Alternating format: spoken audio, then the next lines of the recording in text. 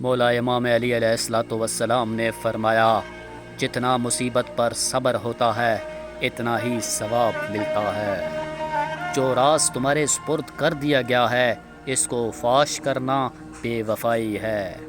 اپنی امید کو کم کر دو کہ تمہاری موت بہت نزدیک ہے۔ دوست ایک پیمند کی مانند ہوتا ہے، لہٰذا اپنے جیسے کو ہی دوست بناؤ تاکہ بد رنگ نہ لگو۔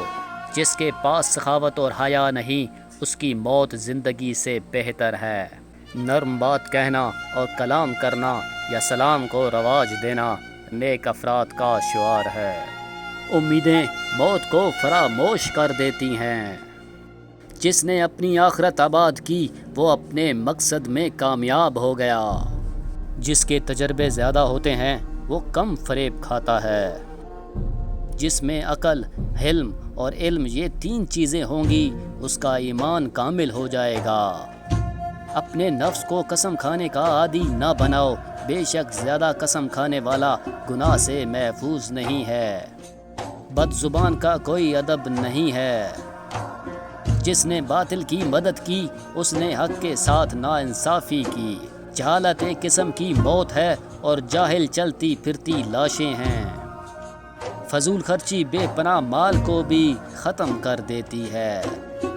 جو احسان کرتا ہے اس کی خدمت کی جاتی ہے، لوگ اس کے خادم بن جاتے ہیں۔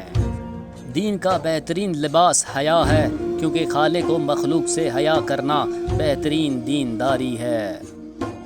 عدل یہ ہے کہ جب تم پر ظلم کیا جائے تو بھی انصاف کرو، اور فضیلت یہ ہے کہ جب تم قادر ہو جاؤ تو معاف کر دو۔ دنیا جلد گزر جانے والی مدت ہے اور آخرت ابدی ہے۔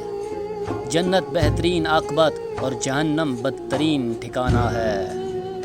لوگوں میں اس شخص کا ایمان زیادہ قوی ہے جو خدا پر زیادہ توکل کرتا ہے۔ علم نفس کو زندگی دینے والا، عقل کو روشن کرنے والا اور جہل کو مار ڈالنے والا ہے۔ جو رزق تمہاری قسمت میں لکھ دیا گیا ہے اس پر راضی رہو تاکہ دولت مندانہ طریقے سے زندگی گزارو۔ ایمان کا پھل خدا کے نزدیک کامیابی ہے۔ جس نے اپنے عمل و نیت میں خلوص پیدا کیا وہ اپنے مقصد کو پا گیا۔